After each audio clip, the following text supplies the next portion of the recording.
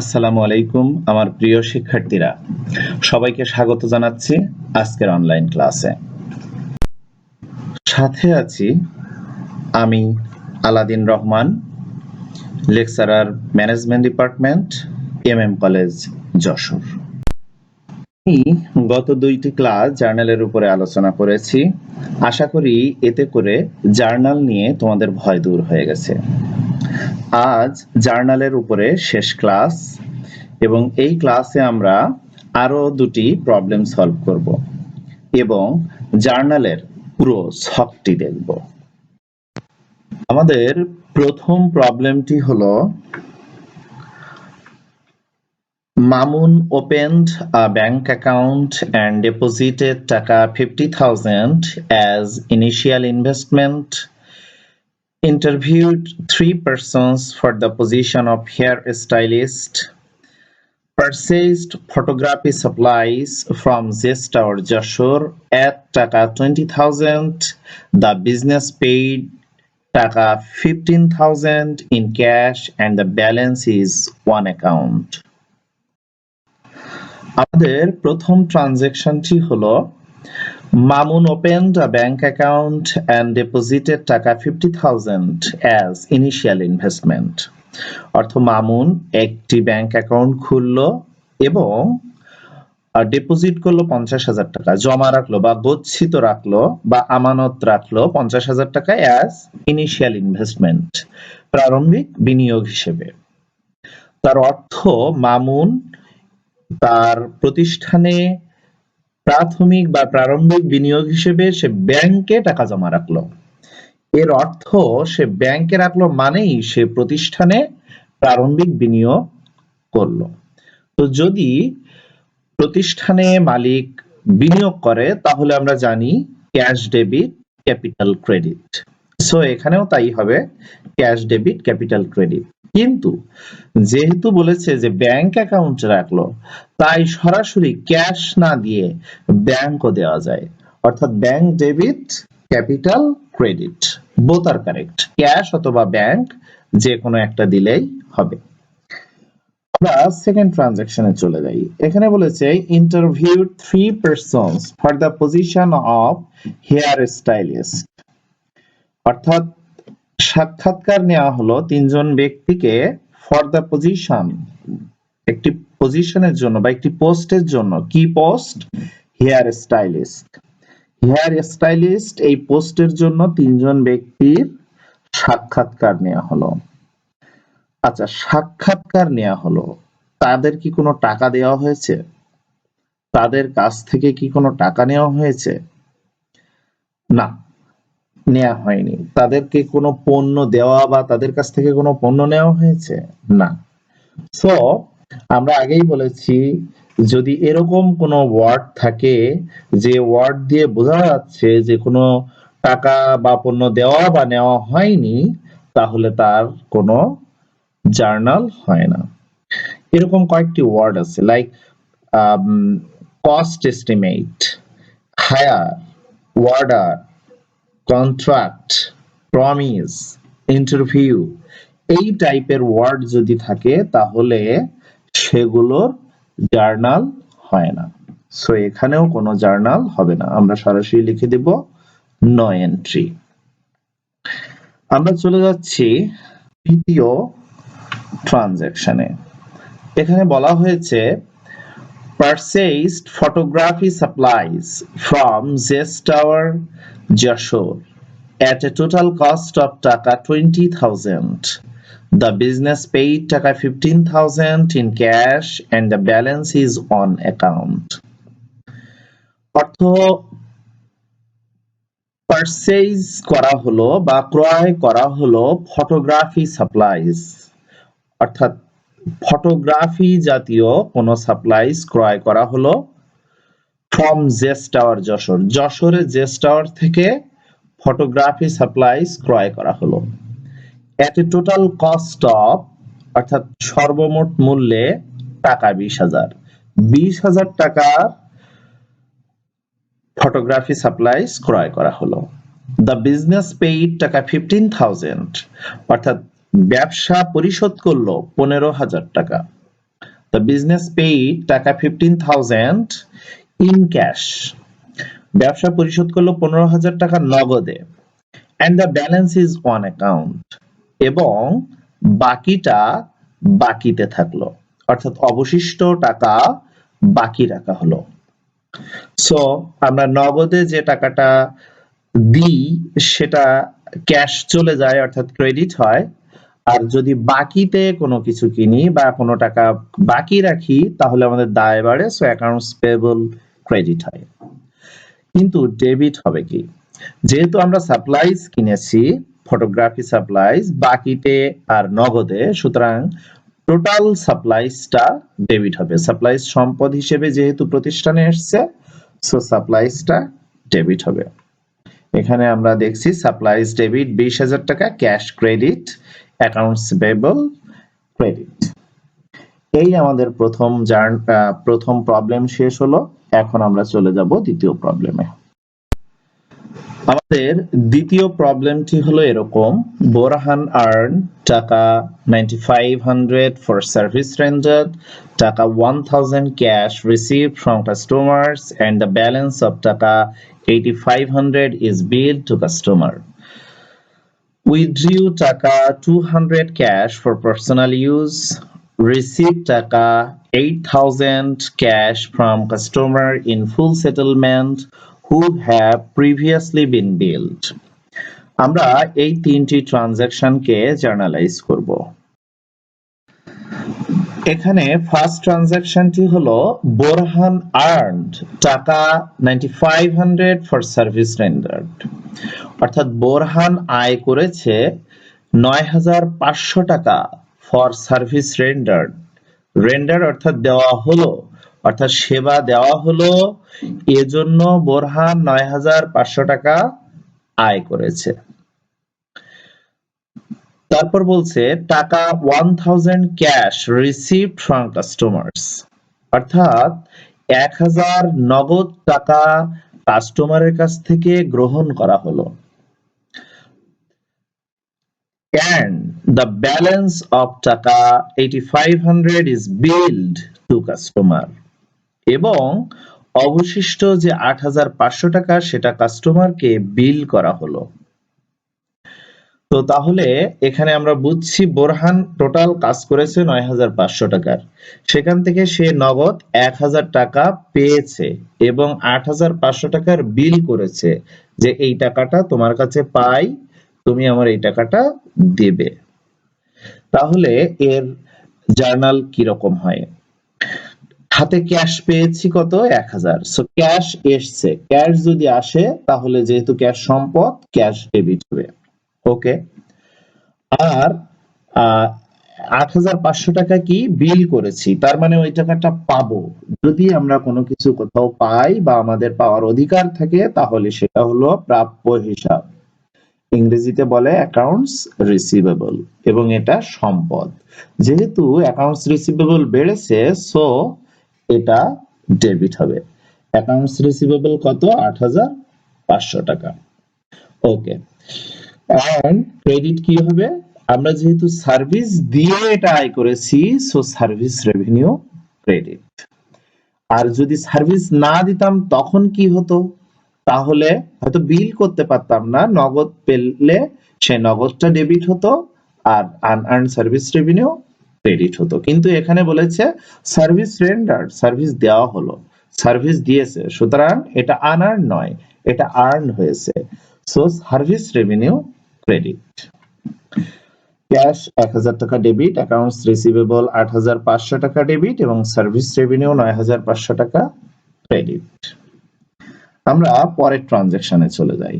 এখানে বলেছে উইথড্রিউ টাকা 200 ক্যাশ ফর পার্সোনাল ইউজ, অর্থাৎ ব্যক্তিগত ব্যবহারের জন্য 200 টাকা উইথড্র করা হয়েছে বা 200 টাকা উত্তোলন করা হয়েছে। যদি মালিক কোনো টাকা উত্তোলন করে তাহলে সেটা কি হয়? তার জাবেদা হয় সব সময় উইথড্র বা ড্রয়িং ডেবিট। যদি মালিক কোনো অর্থ নগদ টাকা উত্তোলন করে তাহলে তার জাবেদা সবসময় উইথড্র বা ড্রয়িং ডেবিট। যেহেতু প্রতিষ্ঠান থেকে টাকা চলে যাচ্ছে তাই ক্যাশ ক্রেডিট। আমরা দেখতে পাচ্ছি ড্রয়িংস ডেবিট, ক্যাশ ক্রেডিট। এখানে তোমাদের একটু মনে রাখা উচিত, যদি মালিক কোনো পণ্য উত্তোলন করে তখন কি হবে। মালিক যদি পণ্য উত্তোলন করে তাহলে উইথড্র বা ড্রয়িং ডেবিট হবে। যেহেতু উত্তোলন হয়েছে সুতরাং ড্রয়িং বা উইথড্র ডেবিট। আর যদি পণ্য উত্তোলন করে তাহলে তো ক্যাশ ক্রেডিট হয় না। পণ্য নামে কি কোনো টাইটেল হতে পারে, অ্যাকাউন্টের টাইটেল হতে পারে না, পণ্য নামে কখনোই টাইটেল হতে পারে না। সো পণ্যের জায়গায় পারচেজ চলে আসে। অর্থাৎ আমরা প্রতিষ্ঠানে যে পণ্য ক্রয় করেছিলাম সেই পণ্য থেকে যদি কিছু পণ্য কমে যায় তখন পারচেজ কমে যায়। লাইক একটি প্রতিষ্ঠানে 1000 পিস সাবান কিনেছিলাম, সেখান থেকে মালিক 10টা সাবান নিয়ে গেল, তাহলে আমাদের ক্রয় হিসাব কমে গেল। এজন্য ড্রয়িং বা পারচেজ ডেবিট হবে, সাথে ড্রয়িং বা উইথড্র ডেবিট হবে, সাথে পারচেজ ক্রেডিট হবে। আমরা এখন চলে যাচ্ছি পরের ট্রানজ্যাকশনে। এখানে বলা হয়েছে receive taka 8000 cash from customer in full settlement who have previously been billed. অর্থাৎ রিসিভ করা হলো, গ্রহণ করা হলো 8000 টাকা ক্যাশ, নগদ, ফ্রম কাস্টমার, অর্থাৎ কাস্টমারের কাছ থেকে নগদ 8000 টাকা গ্রহণ করা হলো। ইন ফুল সেটেলমেন্ট অর্থাৎ পরিপূর্ণ শোধবোধের কারণে, পুরো লেনদেন শোধবোধের কারণে। Who have previously been billed অর্থাৎ যাকে পূর্বে বিল করা হয়েছে। তোমাদের মনে আছে বোরহান 9500 টাকা সেবা দিয়েছিল, 1000 টাকা পেয়েছে এবং 8500 টাকা বিল করেছিল। তাহলে আমরা বুঝতে পারছি যে 8500 টাকা যে বিল করেছিল সেখান থেকে 8000 টাকা বোরহান বা প্রতিষ্ঠান গ্রহণ করেছে এবং 500 টাকা গ্রহণ করেনি এবং বলেছে ইন ফুল সেটেলমেন্ট অর্থাৎ পরিপূর্ণ শোধবোধ হলো। তাহলে ঘটনা কি ঘটলো? আসলে প্রাপ্য কত ছিল? 8500 টাকা। এখন রিসিভ করা হলো কত? 8000 টাকা। তাহলে 500 টাকার হিসাব কই গেল? এই 500 টাকা আসলে ডিসকাউন্ট দেয়া হলো। তোমাদের এরকম কি কখনো হয় যে তুমি কারো কাছে 8500 টাকা পাও, তুমি তার কাছে বারবার চাচ্ছ, সে টাকা দিচ্ছে না, সে বিভিন্ন রকম অজুহাত দিয়ে চলে যাচ্ছে, শেষমেশ তুমি না পেরে বললে যে দোস্ত তোর 8500 টাকা দিতে হবে না, তুই 8000 টাকা দে, এতেই শোধ হয়ে যাবে। তো তোমার সেই বন্ধু এটাকে একটা সুযোগ ভেবে সে 8000 টাকা দিল এবং এটা শোধ হয়ে গেল। তাহলে আসলে ডিসকাউন্টটা তুমি তাকে দিলে। সো 500 টাকার ডিসকাউন্ট ঘটলো। এখন ডিসকাউন্ট দুই রকম হয়, একটা হলো পারচেজ ডিসকাউন্ট, একটা হলো সেলস ডিসকাউন্ট। প্রতিষ্ঠানের সাপেক্ষে কি হয়েছে এটা আমাদের ভাবতে হবে। যদি প্রতিষ্ঠান সেলস করে কোনো ডিসকাউন্ট দেয় তাহলে সেটা হলো সেলস ডিসকাউন্ট। প্রতিষ্ঠান যদি কোথাও থেকে পারচেজ করে ডিসকাউন্ট পায় তাহলে প্রতিষ্ঠানের ক্ষেত্রে সেটা পারচেজ ডিসকাউন্ট। এখানে কি ঘটেছে? এখানে প্রতিষ্ঠান কেন টাকা পাইতো?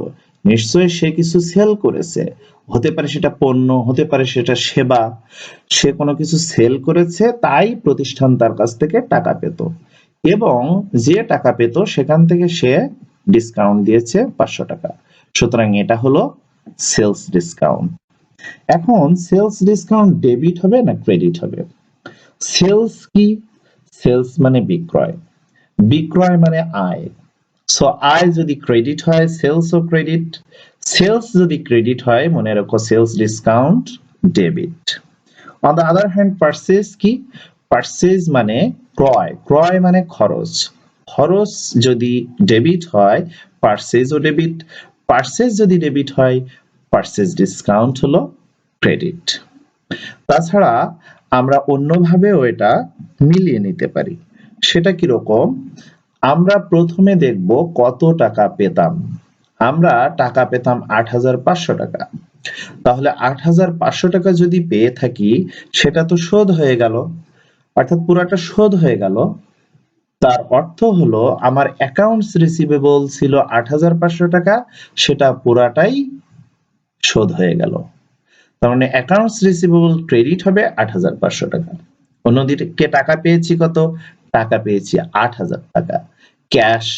সো ক্যাশ ডেবিট হবে, যেহেতু সম্পদ আসছে, টাকা আসছে, তাহলে ডেবিট ৮০০০ টাকা হচ্ছে, ক্রেডিট হচ্ছে ৮৫০০ টাকা। তুমি ডিসকাউন্টটা ছোটটার সাথে দিয়ে ডেবিট ক্রেডিট সমান করে দিবা, তাহলেই হয়ে গেল। সো ক্যাশ ৮০০০ টাকা ডেবিট, সেলস ডিসকাউন্ট ৫০০ টাকা ডেবিট, অ্যাকাউন্টস রিসিভেবল ৮৫০০ টাকা ক্রেডিট। আমার বিশ্বাস দুটি প্রবলেমই তোমরা সুন্দর করে বুঝতে পেরেছো। আমরা এখন একটি জেনারেল জার্নালের ছক দেখব। এখানে বলা হয়েছে প্রথম কলামে ইয়ার, মান্থ এবং তারপর ডে দেওয়া আছে, and then transaction details, and then reference দেওয়া আছে জেনারেল লেজারের, তারপর ডেবিট এবং ক্রেডিটের দুটি ঘর দেওয়া আছে, এবং কোন অ্যাকাউন্টের নাম ডেবিট হবে, কোনটার নাম ক্রেডিট হবে, কোথায় ডেসক্রিপশন হবে, এটা সম্পূর্ণ এখানে বলা আছে। তবে আমরা পরের স্লাইডে আরো সুন্দর করে দেখব। আমরা এখন জেনারেল জার্নালের একটি পরিপূর্ণ ছক দেখব। এতদিন আমরা জার্নালের শুধুমাত্র কোনটি ডেবিট কোনটি ক্রেডিট হয় সেটা দেখেছি, কিন্তু জার্নাল, পরিপূর্ণ জার্নাল করতে গেলে যে ছকটি আঁকতে হয়, আমরা এখন সে ছকটি দেখব। প্রথমে তোমরা যে ব্যক্তি বা যে প্রতিষ্ঠানে জার্নাল করবে, সে ব্যক্তি বা সে প্রতিষ্ঠানের নামটা লিখবে এবং নিচে লিখবে জেনারেল জার্নাল। এরপরে তোমরা 5টি কলামের একটি ছক করবে, যার প্রথম কলাম হবে date, then accounts titles and explanation, then reference, then debit taka, credit taka. আমি একটি এক্সাম্পল দিচ্ছি, লাইক কোনো ব্যক্তি যদি তার প্রতিষ্ঠানে ক্যাশ ইনভেস্ট করে, তাহলে আমরা তার জাবেদা কি করি? Cash debit, capital credit. ঠিক এভাবে তোমরা লিখবা, ডেটের জায়গায় জানুয়ারি 1, 2018, ক্যাশ ডেবিট, ক্যাপিটাল ক্রেডিট, এবং এক্সপ্লানেশন লিখতে হবে তোমাদের। সেটা কিরকম? যদি কোনো ব্যক্তি ক্যাশ ইনভেস্ট করে, তাহলে আমরা কি লিখব? Two record cash invested as capital. পরে ধরো কোনো ব্যক্তি এরকম হলো যে সে সার্ভিস দিয়েছে বাকিতে, তাহলে আমরা কি করি? সার্ভিস যদি বাকিতে দেয়, তাহলে আমরা টাকা পাবো তার কাছে, accounts receivable debit, service revenue credit. তখন আমরা আরেকটি আমাদের এক্সপ্লানেশন লিখতে হয়, সেটা হলো two record service provided on credit. অর্থাৎ এটি তুমি ওই তোমার ট্রানজাকশনেই পেয়ে যাবা, যে service provided or service rendered on credit, অর্থাৎ সার্ভিস দেওয়া হলো বাকিতে। ঠিক ওখানে যে কথাটা লেখা আছে, ওই কথাটা এখানে তুমি নিয়ে আসতে পারো, যে তুমি রেকর্ড রেখেছো two record service provided on credit. এরপরে যদি এরকম হয় যে তুমি কারো কাছ থেকে টাকা নিয়েছো কিন্তু তাকে সেবা দাওনি বা ভবিষ্যতে সেবা দিবা, ফিউচার সার্ভিস, তখন আমরা কি করি? Cash debit, unearned service revenue credit. তো এখানে আমরা এক্সপ্লানেশনটা কেমন লিখব? আমরা লিখব two record received cash for future service. অর্থাৎ যেই ট্রানজাকশনগুলো, ট্রানজাকশনে যে কথাগুলো থাকবে, আমরা ওই কথাগুলো আনতে পারি বা একটু নিজের মতো করে মডিফাই করে দিয়ে দিব। এরপরে আসছে salary expense debit, cash credit. অর্থাৎ আমি কাউকে স্যালারি দিয়েছি, সে ম্যানেজারকে স্যালারি দিয়েছি, কি লিখবো? Two record paid manager salary, এরকম। আর লাস্টে আমি এটা যোগ করে দিব, অর্থাৎ টোটাল করে দিব যে ডেবিট কত হলো, ক্রেডিট কত হলো, এবং নিচে আমরা এন্ড করে দিব, শেষ করে দিব। তো এই হলো জেনারেল জার্নালের একটি পূর্ণাঙ্গ ছক। আশা করি তোমরা সবাই এভাবে জেনারেল জার্নাল করবে। আজকের ক্লাস বা জার্নালের কোনো ক্লাস নিয়ে যদি তোমাদের কোনো কোশ্চেন থাকে তাহলে অবশ্যই তোমরা কমেন্ট বক্সে কমেন্ট করবে এবং আমাকেও নক করতে পারো মেসেঞ্জারে। আমি চেষ্টা করব তোমাদেরকে সঠিক উত্তর দেওয়ার। আজকেই আমাদের জার্নালের 3টি ক্লাস শেষ হলো এবং আমরা আগামী দিন লেজার নিয়ে একটি ক্লাস করব বলে আশা রাখছি। তো আজকে ধন্যবাদ জানাচ্ছি। তোমরা সবাই ভালো থেকো, সুন্দর থেকো।